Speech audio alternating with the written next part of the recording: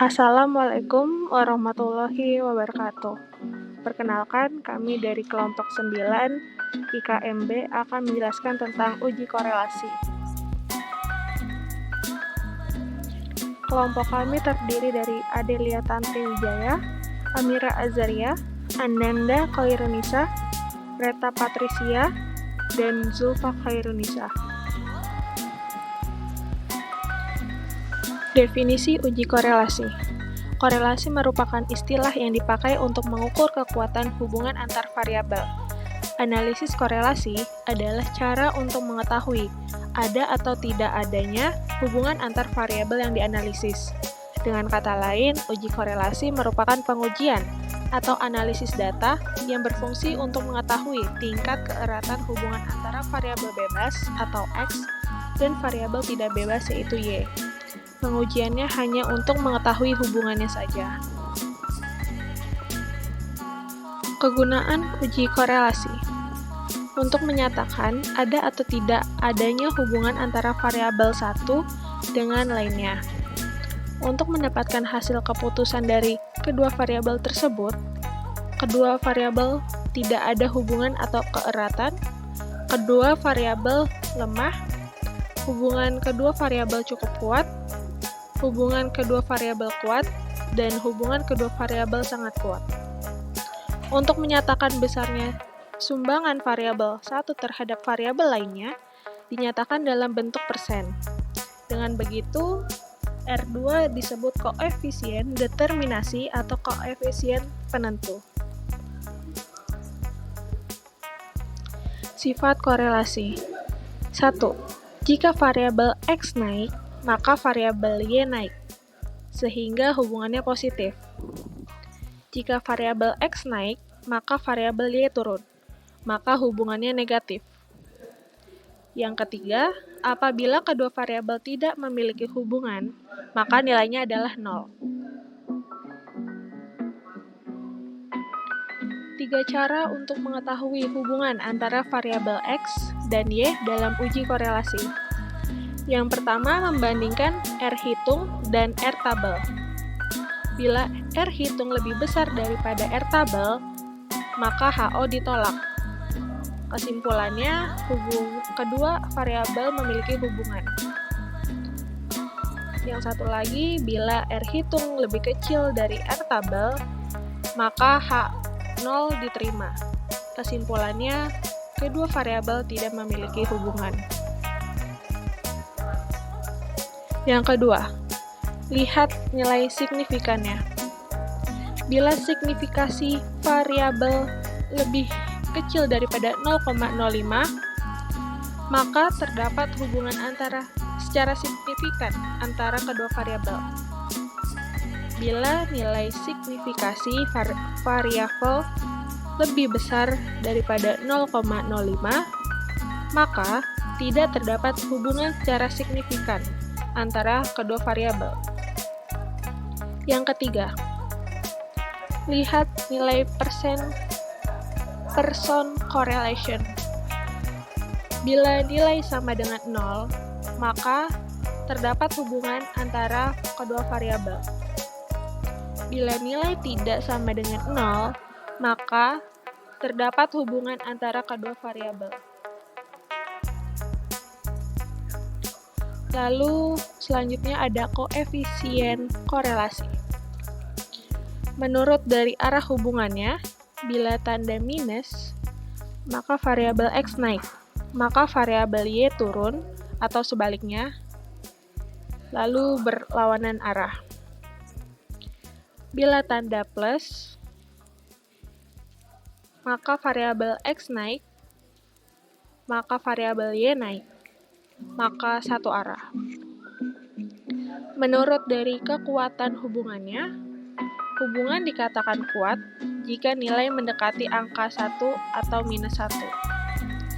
Hubungan dikatakan lemah jika nilai yang diperoleh mendekati 0. Lalu, pembagian jenis korelasi berdasarkan jenis data. Pembagian jenis uji korelasi terdapat parametrik dan non-parametrik. parametrik berdasarkan jenis data interval atau rasio, dan non-parametrik berdasarkan ordinal. Lalu ada parametrik berdasarkan uji korelasi, yaitu korelasi produk momen atau Pearson, korelasi parsial, dan korelasi ganda. Yang non-parametriknya ada Spearman Rho, Kendall-Tau, Gamma, Somers. Lalu ada jenis datanya itu nominal, dan jenis uji korelasinya itu ada Kramers, lambda, kappa, koefisiensi, kontingensi, koefisien P, dan chi-square.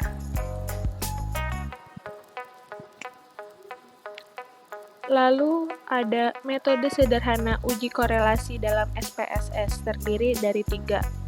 Yang pertama Pearson correlation, yang kedua Kendall-Tau-B, yang terakhir Spearman.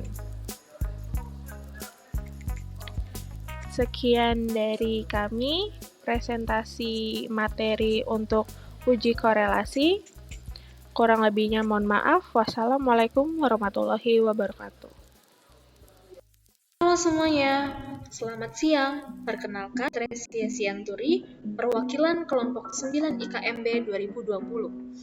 Pada kesempatan kali ini, saya akan menjelaskan penggunaan aplikasi SPSS dalam uji korelasi Pearson product moment.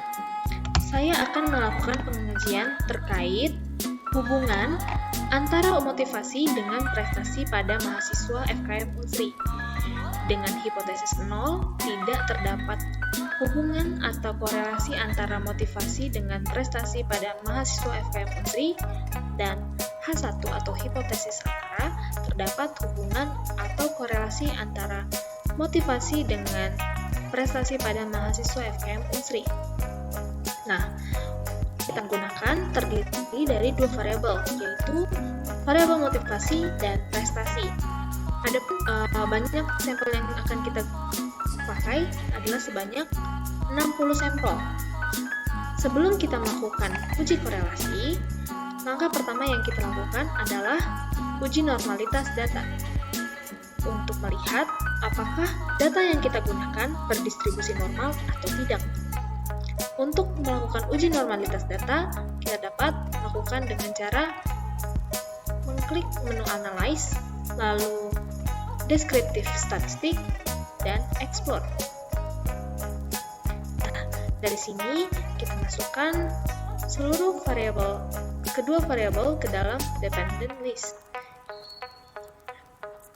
Lalu kita klik Plots, dan pastikan teman-teman untuk menceklis atau mencentang Normality Plots with Test. Continue, lalu kita klik OK. Nah, dari sini akan muncul output yang di hasil data. Kita fokus dalam tabel Test of Normality. Nah, seperti yang kita ketahui, dalam uji normalitas terdapat 2 cara, yaitu uji normalitas probabilitas dengan Shapiro-Wilk dengan ketentuan digunakan apabila sampel berjumlah 30-50 sampel. Dan yang kedua, uji normalitas probabilitas dengan Kolmogorov-Smirnov yang digunakan apabila jumlah sampel lebih dari 50. Nah, data yang kita gunakan adalah sebesar 60 sampel. Maka dari itu, kita akan menggunakan uji normalitas probabilitas dengan Kolmogorov-Smirnov. Dari sini kita lihat tabel test of normality-nya di bagian kolom Kolmogorov-Smirnov. Kita lihat nilai signifikansinya, karena yang seperti kita ketahui, untuk pengambilan keputusan uji normalitas, syaratnya adalah apabila nilai signifikansinya lebih besar daripada 0,05, maka data tersebut dapat dikatakan berdistribusi normal. Nah, untuk data yang kita analisis pada saat ini, memiliki nilai signifikansi lebih besar dari 0,05, yaitu sebesar 0,200. Nah, untuk itu kita dapat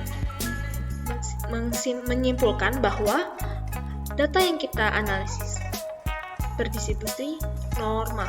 Nah, setelah itu kita dapat melakukan uji linearitas terlebih dahulu. Uji linearitas merupakan salah satu prasyarat sebelum melakukan uji korelasi, yaitu caranya dengan klik menu Analyze, lalu Compare Means, kita masuk Means, lalu masukkan variabel motivasi ke Independent List, sedangkan variabel prestasi ke Dependent List. Setelah itu kita klik Option, dan pastikan teman-teman untuk mencentang Test for Linearity. Continue, lalu kita klik OK. Maka akan muncul outputnya. Untuk catatan uji linearitas, dasar pengambilan keputusan uji linearitas dapat dilakukan dengan dua cara, yaitu membandingkan nilai signifikansi dengan alfa yang digunakan, dan cara kedua membandingkan nilai F hitung dengan F tabel. Nah, kita akan melakukan cara yang pertama terlebih dahulu, membandingkan nilai signifikansi dengan nilai alfa yang digunakan, yaitu 0,05. Nah, kita lihat nih dari hasil data, dari hasil analisis data kita, ternyata nilai deviation from linearity signifikansinya adalah sebesar 0,149, yang mana lebih besar daripada 0,05. Maka dapat disimpulkan bahwa data yang kita gunakan memiliki hubungan linear. Nah, untuk cara yang kedua, kita dapat membandingkan F hitung, yaitu yang kita dapatkan sebesar 1,47 dengan F tabel. Untuk melihat F tabel, kita dapat menghitungnya dengan cara Excel. Yang pertama kita masukkan rumus sama dengan F I N V, buka kurung, masukkan alfanya 0,05, lalu kita masukkan DF1-nya, yaitu DF dari deviation of linearity sebesar 25,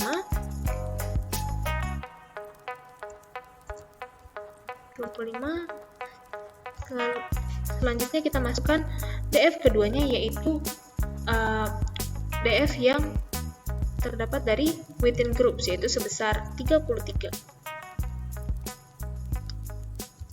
Tutup kurung, lalu kita enter. Nah, maka kita dapat bahwa F tabelnya sebesar 1,843577.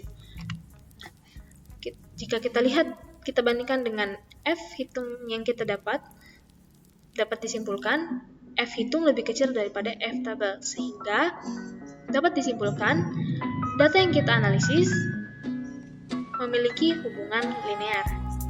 Setelah kita mengetahui uji normalitas dan hubungan linearitas dalam data tersebut, kita dapat melakukan uji korelasi.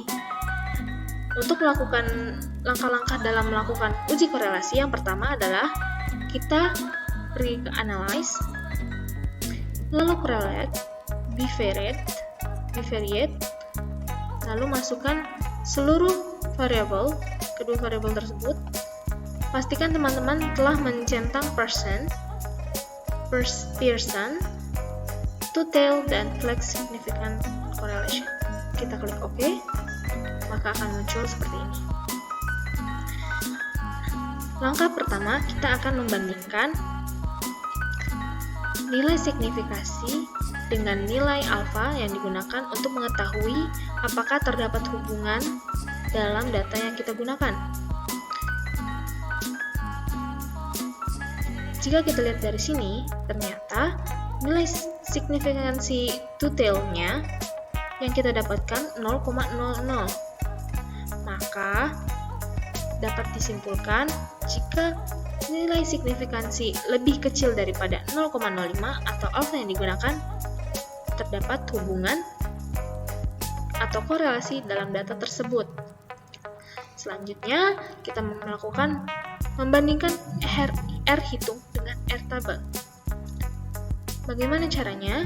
Yang pertama, kita lihat di sini R hitung adalah besarnya Pearson correlation yang kita dapatkan, yaitu sebesar 0,766. Untuk R tabel sendiri, kita dapat melihatnya dengan R tabel R. Data yang kita gunakan adalah sebanyak 60 sampel. Untuk mengetahui DF-nya, 60 sampel dikurangin 2, yaitu 58. Maka kita lihat di sini 258 dengan alfanya 0,05. Maka kita dapatkan R tabelnya adalah sebesar 0,2542. Sedangkan R hitung yang kita dapatkan adalah 0,766. Maka dari itu kita dapat apabila R hitung lebih besar daripada R tabel, maka H0 ditolak sedangkan H1 diterima. Selanjutnya arah hubungan. Untuk mengetahui arah hubungan, kita dapat melihatnya dengan R hitung yang kita dapatkan atau Pearson correlation yang kita dapatkan, yaitu di sini kita mendapatkan nilai R hitung bernilai positif, yang artinya apabila variabel X meningkat, maka variabel Y juga meningkat. Maka dapat disimpulkan arah hubungan dari data tersebut adalah satu arah. Selanjutnya kita uji kekuatan hubungan dari kedua variabel tersebut. Kita dapatkan nilai Pearson correlation-nya adalah sebesar 0,766, yang mana apabila kita lihat di sini masuk ke dalam kategori 0,61 sampai dengan 0,80 dengan keterangan korelasinya kuat. Dari hasil kesimpulan secara umum, kita dapatkan dataset memiliki hubungan atau korelasi dengan H0 ditolak atau H1 diterima, yaitu terdapat hubungan atau korelasi antara motivasi dengan prestasi pada mahasiswa FKM Unsri, serta memiliki arah hubungan satu arah dengan kekuatan hubungan korelasi yang kuat. Sekian pemaparan praktek SPSS dari kelompok kami. Terima kasih.